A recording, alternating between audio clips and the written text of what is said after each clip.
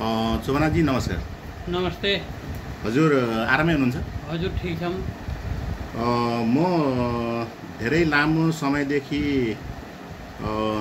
लामो समय भयो यो केरला छोडेर गएको पनि अहिले चाहिँ यहाँ तपाईँसँग मिल्ने एउटा अवसर मिल्यो। म केही कुराहरू चाहिँ तपाईँसँग चाहिँ गर्न चाहन्छु, जस्ताको त्यस्तै भनिदिनुहोस्। हजुर कति वर्ष जति भयो तपाईँ केरलामा बसोबास गर्नुभएको?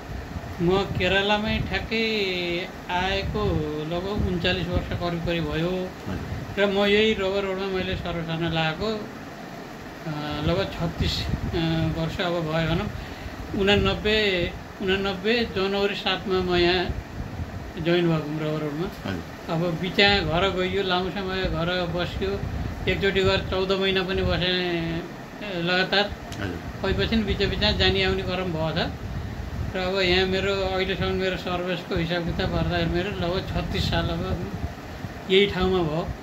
र मैले यही ठाउँमा यो रबर रोड आउनेभन्दा पहिला म कर्नाकापल्ली भन्ने कोल्लम कर्नाकापल्ली भन्ने जग्गामा थिएँ। त्यहाँ छँदाखेरि म यो अखिल भारत नेपाली एकता समाज, तत्कालको अखिल भारत नेपाली एकता समाजमा म आबद्ध हुने एउटा मौका पाएँ। मानारमा कृष्ण प्रसाद, मोहन सिंह, बालबहादुर, शिवबहादुर केसी, मानबहादुर बुढा मगर उहाँहरू हुनुहुन्थ्यो र मैले एउटा बुलेटिन, मैले यहाँको यो एकता समाजको बुलेटिन नेपालमा मैले पाएको थिएँ। त्यो बुलेटिन मेरो घरमा मेरो पुस्तकहरूसित थियो। म यहाँ भारतमा आएर पहिलोपालि घर जाँदा त्यो बुलेटिन भेट्टाएर मैले त्यो बुलेटिन लिएर आएर मैले खोज्दै गएर मैले उहाँसित गएर कृष्ण प्रसादहरूसँग गएर मैले यहाँ मूल यो एकता समाजको सदस्यता लिएँ। र त्यसमा एउटा खगराज भन्ने एउटा होइन कडा मसाल भन्ने हुनुहुन्थ्यो। हामी दुईवटा कर्णावलीबाट त्यहाँ साइकलमा लगभग 25-30 किलोमिटर पर्थ्यो होला करिब उहाँबाट साइकलमा त्यहाँ आएर हामीले त्यो साथीहरू त मिल्ने, अब त्यहाँ आएर सदस्यता लिने गरेर हामीले यहाँ जुन सङ्गठनको एउटा सुरुवात गरियो। र त्यसै बखत मैले अहिले जहाँ म यहाँ छु पुतपल्ली, यो पुतपल्ली र कान्जिरापल्ली पनि कृष्ण प्रसाद र म यहाँ आएर हामीले यो स्थापनाहरूको यी दुइटै एरिया एकै दिन र अहिले त्यही एरियामा म कार्यरत छु। अहिलेको अवस्थामा सङ्गठनमा साथीहरूको यो जुन सदस्यता लिने अनि काम गर्ने यस्ता प्रक्रियाहरू भइरहेका छन्? यो लगातार भइरहेको छ। अब यसको एउटा जुन पहिला हामीहरू यहाँ आउने समयमा अथवा 90, 92, 95 को समयमा एउटा साथीहरूमा जुन एउटा स्पिड थियो, त्यतिखेरको स्पिड अहिले अलिकति कम पाइन्छ। अहिले अरू केही होइन, अन्यथा केही होइन। उतिखेर सबै नाइट ड्युटी गर्ने, अब राति सुत्न पाउने साथीहरू सुत्नुहुन्थ्यो, अब दिनभरि सङ्गठनमा हिँड्नुहुन्थ्यो। अहिले त्यो खालको अवस्था छैन। अहिले पार्मेन्ट नोकरीहरू साथीहरू हुनुहुन्न अहिले। अब साथीहरू एउटा एकतिर गएर दिउँसोमा गर्नुहुन्छ, फेरि अर्कातिर गएर बेलुकीमा गएर गर्नुपर्ने एउटा अवस्था, आफ्नो समस्या। अब एउटा आफ्नो केटाहरूको एउटा भविष्यको लागि उहाँहरूले त्यो निकै अब सोचेर अब दुःख गरेर केटालाई पढाउनुपर्छ भनेर त्यो खालको एउटा चिन्तनमा साथीहरू हुनुहुन्छ। त्यो नराम्रो होइन, एकदम राम्रो चिन्तन हो। तर समयको अभाव भन्यो अहिले पहिलाको भन्दा धेरै अहिले अलि टाइट देखिन्छ। पहिला अलि खुगली थियो। गर्दै गर्दा तपाईँको परिवारमा कति छोराछोरीहरू हुनुहुन्छ? मेरा एउटा छोरा एउटी छोरी। के गर्दै हुनुहुन्छ अहिले? छोरा युके, अब छोराको विवाह गरियो, विवाह गरेर अब छोरा बुहारी युकेमा हुनुहुन्छ। छोरी एमएससी म्याथबाट एमएससी गरेर अब अहिले जागिर गर्दैछन्। र अब विवाह भएको छैन? भएको छैन। मेरो श्रीमती पनि अब अहिले यही रबर रोडमै, अब यहीँ अहिले उनी पनि पार्मेन्ट भएर अब हामीले सँगै काम गरेका छौँ। र अब मेरो करिब 2.5 वर्ष जति सर्भिस अब छ। र त्यसपछि भने कन्फर्म नेपालतिर जाने कुरो अब निश्चित एउटा कन्फर्म त्यो बनाएर बसियो छ। र अब जे सब ठिकै छ। त्यति राम्रो अब प्रगति गर्न सकिने यहाँ एउटा सङ्गठनको लागि अब आफूले सक्यो देन दिएको छ। नेपालको वामपन्थी आन्दोलनलाई कतिको सहयोग गर्नुहुन्छ? अब नेपालको वामपन्थी आन्दोलन भनेको त अब हाम्रो एउटा के भने जीवन र मरणको जस्तो भयो। अब हाम्रो सबै थोक हाम्रो त आन्दोलन भनेको एउटा सबै थोक जस्तो भयो। किन भन्दाखेरि अहिले म जहाँ छु, जुन स्थानमा छु, त्यो मलाई पूर्ण विश्वास छ सङ्गठनले मलाई यहाँसम्म ल्याएको। मलाई चौनाथ भनेर कसैले चिन्नुहुन्छ भने मलाई सङ्गठनले मलाई चिनाएको र यही सङ्गठनको एउटा माध्यमबाट अब भनौँ मेरो अब त्यस्तो राम्रो नोकरी, मेरो धेरै तलबाट नोकरी पनि होइन, तर मलाई सङ्गठनले के सिकाएको थियो भन्दाखेरि तपाईँले मिहिनेत गर्नुहुन्छ, तपाईँहरूले जागिर गर्नुहुन्छ, तपाईँहरूको परिश्रमको बाट तपाईँले जे पाउनुहुन्छ त्यसलाई सदुपयोग गर्नुहोस्, दुरुपयोग नगर्नुहोस्, सदुपयोग गर्नुहोस् र त्यो आफ्नो एउटा भविष्यको र आफ्नो एउटा बालबच्चाको भविष्यको लागि तपाईँले सोच बनाउनै पर्छ। सङ्गठनले त्यही सिकाउँछ। तपाईँ अनावश्यक कार्यमा जस्तै अब रक्सी पानी जुवातास यी चारवटा चिजबाट तपाईँ जोगिनु भने तपाईँलाई केही अप्ठ्यारो पर्दैन, तपाईँ धेरै कुराबाट मुक्त हुन्छ भनेर मलाई सङ्गठनले सिकाएको थियो। मैले त्यो कुरो अहिले पनि मनन गरिएको छु र मेरो एउटा जीवनको मार्ग भन्यो मलाई यहाँको अखिल भारत नेपाली एकता समाजले सिकाएको र त्यो जुन नेपालको वामपन्थी आन्दोलनसित जोडिएको छ, नेपालको नेकपा मसाल अथवा राष्ट्रिय जनमोर्चासित जोडिएको छ, त्यो भनेको हाम्रो अहिले पनि एउटा जीवनको एउटा मार्गदर्शन हो, एकदम हो।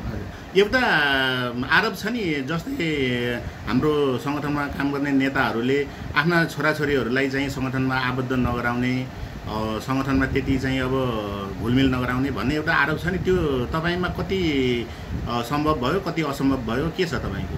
यो यस्तो रहेछ, यो एउटा समय परिस्थितिले त्यस्तो बनाउँदो रहेछ। अब मैले पहिला मेरा केटाहरूले नेपालमै पढे, नेपालमा पढ्दाखेरि अब 6 क्लाससम्म उहाँ पढेँ। उहाँ पढ्दाखेरि हामी जहाँ जान्थ्यौँ त्यहाँ जान्थेँ। अब हामी चुनाव प्रचारमा जाँदा अब झन्डा बोकेर अघि अब केटाहरू हिँड्थे। त्यहाँबाट हामीले यहाँ ल्याइयो। यहाँ ल्याएपछि मैले छोराछोरी दुईटालाई आबद्ध गरेँ र अब छोराछोरी दुईटालाई यहाँ आबद्ध गरेर करिब एउटा क्षेत्रीय स्तरको कार्यक्रममा बेङ्गलोरमा एउटा परीक्षणमा पनि दुईटै गए। छोरीले क्षेत्रीय समितिको अध्यक्षमा रहेर काम पनि गरिन् पहिला।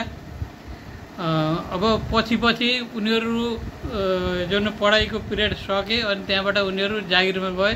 जागिरमा गएपछि उनीहरूले अब यो सङ्गठनलाई समय दिन सकिन्न भन्ने खालको अब उहाँहरूलाई अब कसो होइन। अब यो अलिकति एउटा अब हाम्रो व्यवहारसित पढाइको सिलसिलामा ठिक थियो।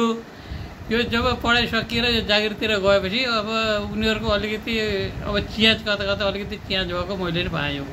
म अहिले घुम्दै आउने क्रममा म अहिले करिब अब 1 महिना जति पनि भयो, मैले धेरै साथीहरूसँग सम्पर्क गर्न खोजेँ, तर यहाँ साथीहरू त्यति चाहिँ पहिला जस्तो सम्पर्कमा आउन नखोज्दा रहेछन् नि। अहिलेको स्थिति त्यही हो।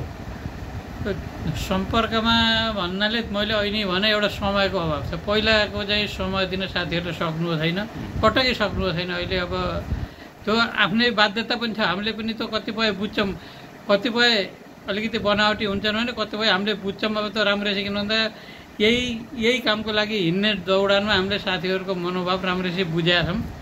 कतिपय साथीहरूलाई अब अलिकति यो नेपालको राजनीतिक यो जुन उथलपुथलले पनि अलिअलि कहिले अब उतार चढाव ल्याउने कुरो हो, स्वाभाविक हो।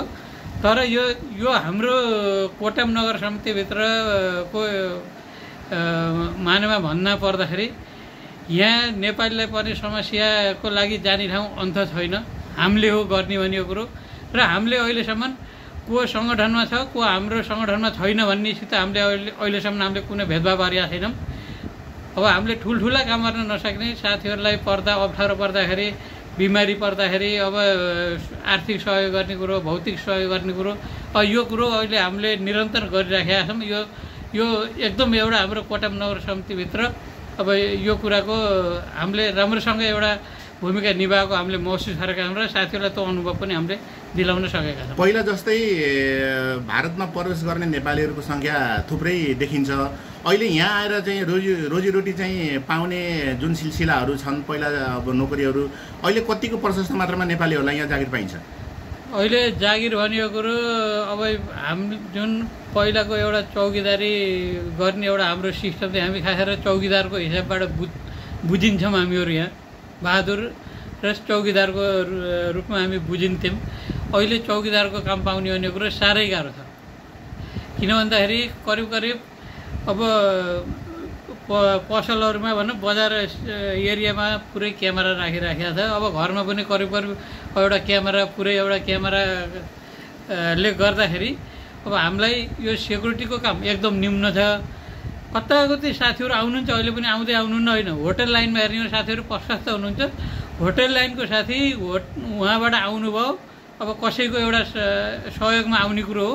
आएर होटलमा गएर नोकरी लाउनुहुन्छ, 6 महिना वर्ष दिन कति नोकरी गर्नुहुन्छ, त्यहाँबाट निक्लेर अनि छुट्टी हालेर घर जानुहुन्छ। घर गएर आएर फेरि त्यही होटलभित्र पस्नुहुन्छ। त्यहाँ अन्त अन्यत्र ठक्क आफ्नो कोही अब व्यवहार भएर आफ्नो मान्छे भए सम्पर्क हुन्छ, नत्र सम्पर्क हुन पनि एकदम गाह्रो भएको छ। होटल लाइनमा साथीहरू हुनुहुन्छ, तर होटल लाइनको साथीहरूलाई समयले पटक्कै साथ दिन्न। किन भन्दा बिहान 5 बजेबाट करिब राति 10 बजेसम्म उहाँहरू अब भित्र हुनुहुन्छ। अब चाहने मान्छेहरू भनौँ एउटा इच्छा शक्ति हुने साथीहरूले बिचमा समय मिलाएर भेट हुने काम भए पनि अब धेरै साथीहरूलाई त्यो अलिकति मिलेको समयमा त्यो लामो ड्युटी भएको हुनाले रेस्ट गर्नुपर्छ भनेर पनि त्यसरी अब अहिले बाहिर होटल लाइनको साथीहरूसित सम्पर्क गर्न हामीलाई बहुत गाह्रो भयो त। त्यो एकदम अब तपाईँको जागिर कति जति लामो छ र तपाईँ नेपाल फर्किने कहिलेसम्म फर्किनुहुन्छ? मेरो करिब 26-27 महिना भनौँ। 27 अगस्तको म यहाँबाट अब अवकाश हुन्छु म, र त्यसपछि म अब नेपालतिर जान्छु। अब 1-1.5 महिना यहाँ म भुल्न सक्छु। किन भन्दाखेरि मेरो केही सामान्य केही हिसाब किताब आउन यसो त्यो सानो पेन्सिङ हो, त्यो पेन्सिङ पनि यसो मिलाउनु पर्ने हुन्छ। र त्यसपछि अब नेपालतिरै जाने कुरो त अब त्यो कन्फर्म छ, त्यो नेपालतिरै जाने। नेपालमा गइसकेपछि चाहिँ गाह्रो छ नि त्यहाँ अहिलेको चाहिँ अवस्थामा बाँच्नलाई? अब तपाईँको त छोराछोरीहरू सबै सेटल भइसकेको होला, घर जग्गाहरू कतै बनाउनु भएको छ कि गाउँमै हो? अब गाउँको जग्गा यथावत छ। अब घर पनि मेरो अब बस्न नहुने छैन। मेरो घर पनि मैले 57-58 बनाएको, एउटा नयाँ मोडलको घर बनाएको, अब ढुङ्गे घर राम्रै बनाएको, गएर बस्न सक्ने घर छ। र अझ पनि त्यसलाई गएर अलिक मेन्टेन गरेर अब पाहाडतिर कहिले पाहाडतिर बस्ने, र अब यता चितवनतिर कता हुन्छ कतै अब एउटा घर बनाउने भन्ने सोचमा छु। अब अहिले खास गरेर घडेरी एउटा भरतपुरमा छ, एउटा टाढीमा 2टा घडेरी छन् छनलाई। अब यता घर बनाएर फेरि मेरो त गाउँतिरको माया भनेको कुरो मेरो कतै कहीँ कम भएको छैन फेरि। हजुर, हुन्छ। हामी अब लामो समयपछि तपाईँ र मेरो चाहिँ एउटा भेट भयो र मैले तपाईँसँग एउटा सामान्य किसिमको चाहिँ यहाँको चाहिँ बारेमा बुझ्नको लागि चाहिँ यो एउटा इन्टरभ्यू जस्तो चाहिँ अब लिएँ। र अन्तिममा भन्नुहोस्, अब तपाईँको अहिलेको चाहिँ अवस्थामा अब लगभग हामी म पनि केही छिनपछि चाहिँ जान्छु। अहिलेको अवस्थामा यहाँका समस्त नेपालीहरू र नेपालमा भएका चाहिँ तपाईँका इष्टमित्रहरूलाई के भन्नुहुन्छ अन्तिममा? मैले सम्पूर्ण मेरा इष्टमित्र दाजुभाइ साथीभाइ अब सँगसँगै साथीहरूलाई सबैलाई मैले के भन्छु भन्दाखेरि एउटा मान्छेमा चाहिने भनेको एउटा इमान्दारिता हो। इमान्दारिताभित्र भनेको अनुशासन हो। हामी इमान्दारिता भयौँ, अनुशासनमा बस्यो भने हामी कसैबाट हामी हेलत त हुन पर्दैन र आफ्नो जीवनमा धेरै दुःख भोग्न पर्दैन। अब हामीले जुन एउटा अनुशासनलाई हामीले पालन गर्न सकेनौँ, अनुशासनलाई हामीले एउटा भनौँ अनुशासनभित्र बस्न हामीले सकेनौँ भने अब हामीले हाम्रा भएका इष्टमित्र पनि हामीले शत्रु बनाउन पर्ने हुन्छ। अब यी चिजहरू अब मैले सबै साथीहरूलाई के भन्छु भन्दा एउटा इमान्दारिता हुनुपर्छ। ढाँटेर काम गर्ने होइन, अर्कालाई छल्ने होइन, कहिले पनि छल्नु ढाँट्नु मार्नु एकै हो। त्यो भएर साथीहरू एउटा इमान्दारीसित चल्नुभयो भने अवश्य पनि हामी सधैँ साथमा हामी सँगै साथमा अघि बढ्न सक्छौँ। जहाँ अब इमान्दारिता छन्जरी हामी कसैसित अब हामी टाढा हुन पर्ने छैन, टाढा हुने पनि छैनौँ। इमान्दारिताको आवश्यकता हो। एउटा जीवनमा मान्छेले गर्ने भने त एउटा इमान्दारिता प्रदर्शन गर्ने हो। इमान्दारिता प्रदर्शन गर्नुहोस्, बेमानिता प्रदर्शन नगर्नुहोस्। मैले सबै साथीहरूलाई मैले त्यही भन्न चाहन्छु। हस् त, अब अन्तिममा यति भन्दै तपाईँको र मेरो चाहिँ कुराकानी यहीँ नै बित मार्छौँ। हस् त, नमस्ते, नमस्कार। र धन्यवाद। आज जुन एउटा मैले आफ्ना विचारहरू राख्ने एउटा मौका दिनुभयो तुलबुर सरले, र हामी एउटा सहपाठी पनि हौँ। हामी अब धेरै लामो समयसम्म यहाँ सँगै काम गरेर अब अलि अप्ठ्यारो पिरियडमा काम गरेका हामीले अहिले त्यस्तै होइन। हामीले एकदम अप्ठ्यारो पिरियडमा काम गरेर यो सङ्गठनलाई धेरै आक्रमण हुन्थे, अहिलेभन्दा उठेर बढी आक्रमण हुन्थे हामी थियौँ। त्यो आक्रमणको पिरियडमा हामीले सबै एउटा साथीहरूका विचार आदान प्रदान गरेर एउटा साथीहरूको एउटा एकमाने एउटा एकताको एउटा भावनाले हामीले जुन काम गरेका थियौँ, आज त्यही सिलसिलामा फेरि हामीले यसै बारेमा एउटा साना हाम्रा वाद संवाद गर्न पायौँ। यसमा म धेरै धेरै खुसी छु। र अब मैले तपाईँको पनि अब अर्को महिनामा घरतिर जाने भन्नुभएको छ, त्यो मैले तपाईँको शुभयात्रा भन्दै तपाईँले पनि अब जुन नेपालमा गएर अब अहिलेसम्म जसरी हाम्रो सङ्गठनलाई एउटा निरन्तरता दिनुभएको छ, त्यसैलाई निरन्तरता दिनुहुनेछ। र तपाईँ हामी यही एउटा सङ्गठनकै माध्यमबाट, यही सङ्गठनको एउटा स्रोतबाट तपाईँ हामी सधैँ एकै ठाउँ रहिरहनेछौँ। त्यही भन्दै मैले तपाईँलाई एउटा धन्यवाद, पुन धन्यवाद भन्न चाहन्छु। धन्यवाद।